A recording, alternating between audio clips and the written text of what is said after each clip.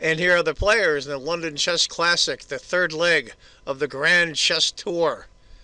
Magnus Carlsen from Norway, current world champion, arguably one of the best players that ever lived. Fabiano Caruana from the United States, top grandmaster in the world. If you remember, Fabiano just ran through the competition in the Singfield Cup. My buddy from the United States as well, Carl Nakamura. Great player. Carl is just an amazing player. I'm a little biased because I like a Carl, but I'll tell you, he's going to be playing in the candidates final in March. We'll see. And Veselin Topalov from Bulgaria, former world champion.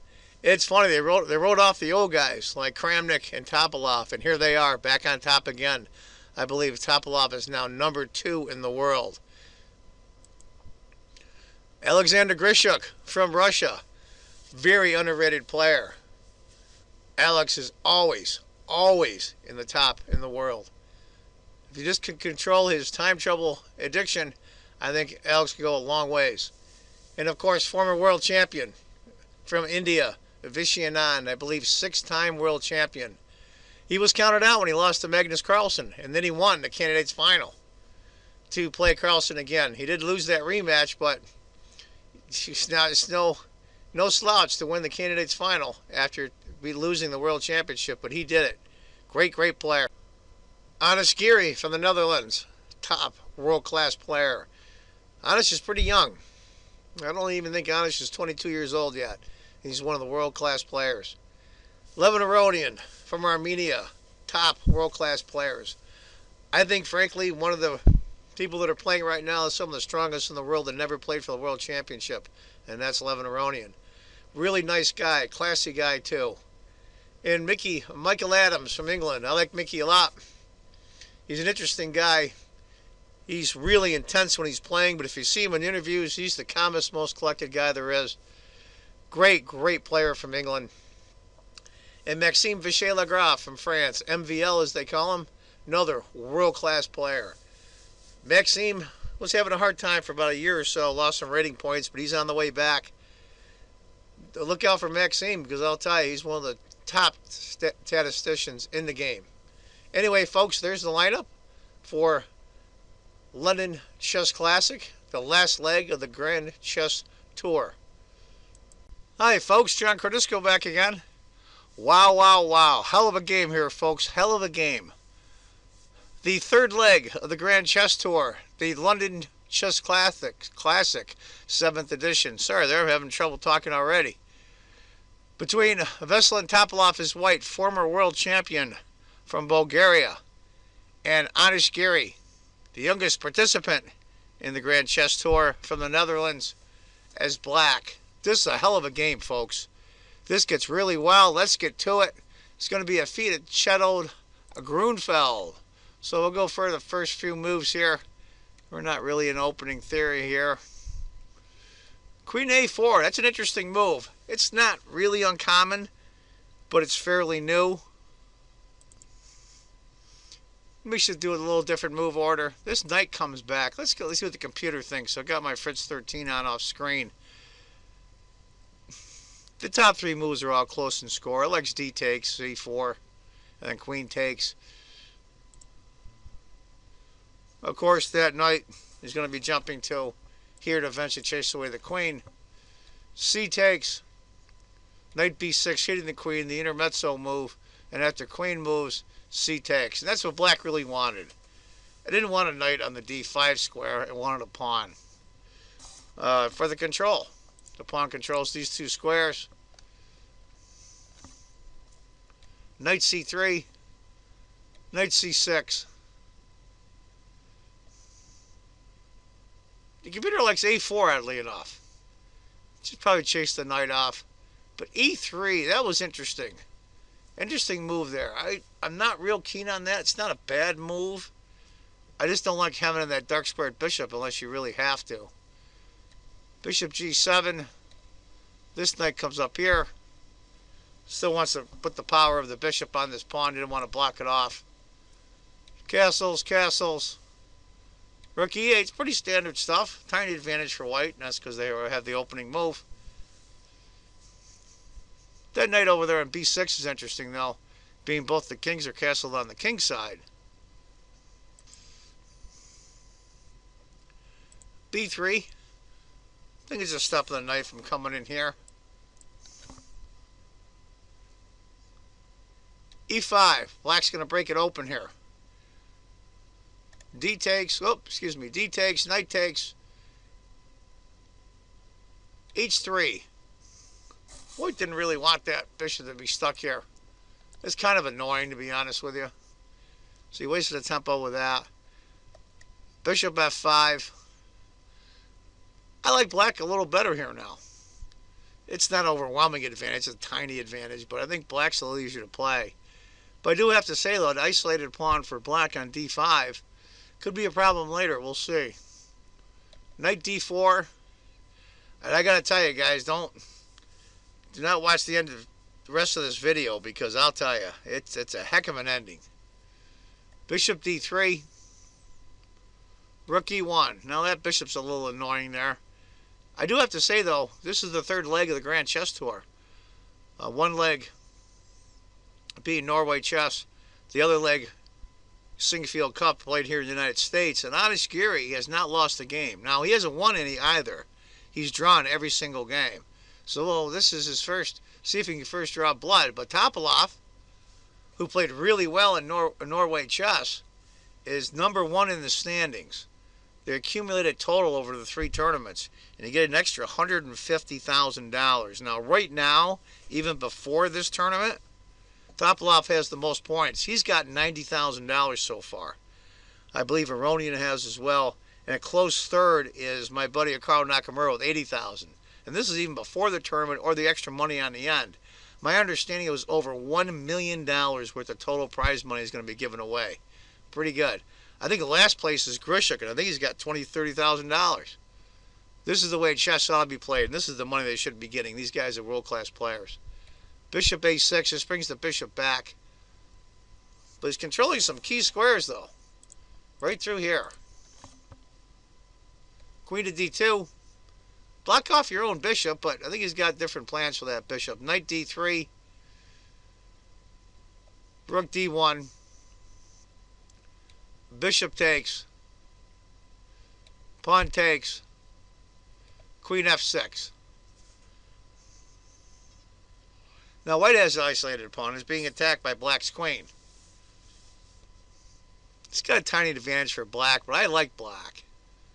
a4.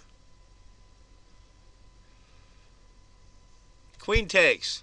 Now that could be a problem. It's not right now, but it could be. If you see, this knight can't move, because it's pinned against the queen. It is protected by the bishop on a6. But that might be a problem. a5, he chases the knight off. Knight goes back to d7. Now this is an interesting move, and the computer likes it as well.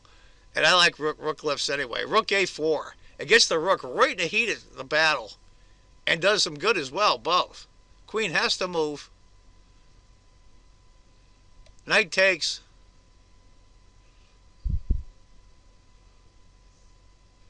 Knight takes.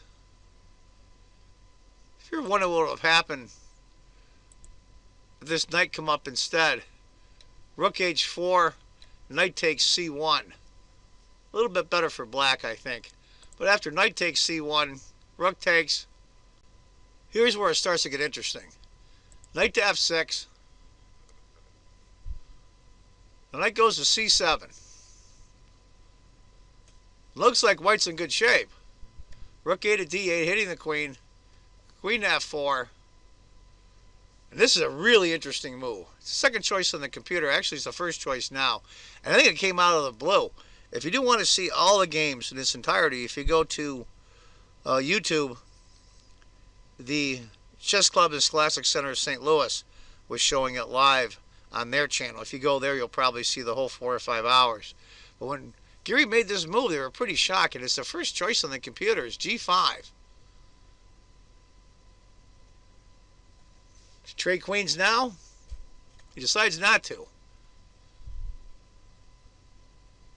Give you an idea. If queen had taken, rook takes, knight takes, pawn takes, Black's pawns are in shambles, but it's not the end of the world. After queen b4, queen to b2, hitting that rook. The unguarded rook on c1. He brings the other rook back. And rook e2. Here we go. Now, as scary as this looks for white, the computer shows a tiny advantage for white. Queen to c5, guarding that square easy enough. h6, just to reinforce that pawn he put up there. Now the knight takes the bishop, pawn takes. Rook a to b1, chasing the queen off. Queen just goes to d2. Bishop f3. Now this is looking really good for white. Really good. But can you see if you can find a really good move for black here? Really good move. Excellent move, actually. Knight to e4. Out of the blue. Out of the blue. And this is where Topalov, I believe, blunders. He's thinking, okay, this pawn's being guarded by the queen. I'm in good shape. My rooks are okay. As bishop takes e4 is a suggestion for the computer. Queen takes a7. Now, it shows a double question mark.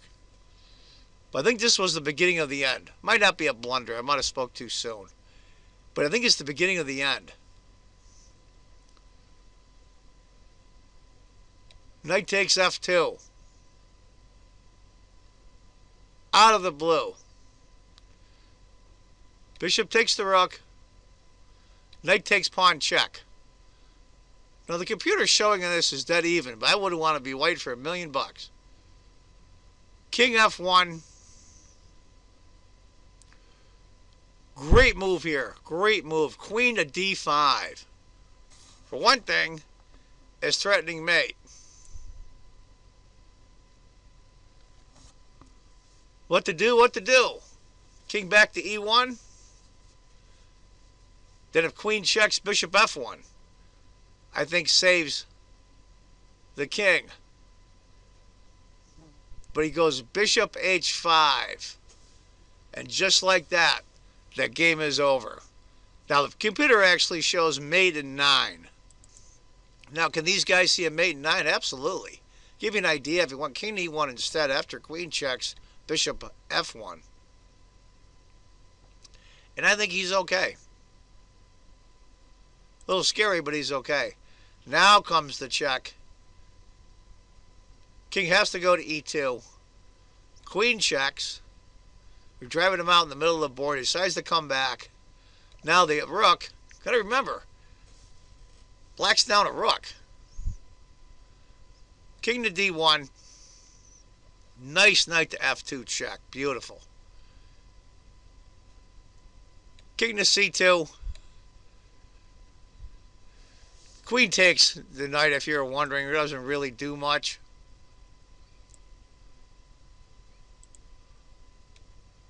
Check. King takes. Rook checks. Rook checks. King. It's over anyway. Mate. Can't really get out of it. But after king to c2, knight goes to e4. And that's where Topalov resigns, to give you an idea. King to d3. Queen checks. Remember, queens and knights are very well coordinated together. And with that rook helping out with a knight. King c4. Rook checks. Where's he going to go? Queen has to block. And take the queen mate. Beautiful game by Gary. Tough break for Topalov, who's done very well and is the leader in the points for the Grand Chess Tour. Well, there it is, folks. Hell of a fighting game from round 1 of the London Chess Classic, the third leg of the Grand Chess Tour. I hope you enjoy it. I'm going to be showing another game later where Nakamura, as black, plays Alexander Grishuk. That was a hell of a game, too. Anyway, folks, as I always say, if you think chess is just a game, you're not playing it right. Take care, folks. Bye-bye.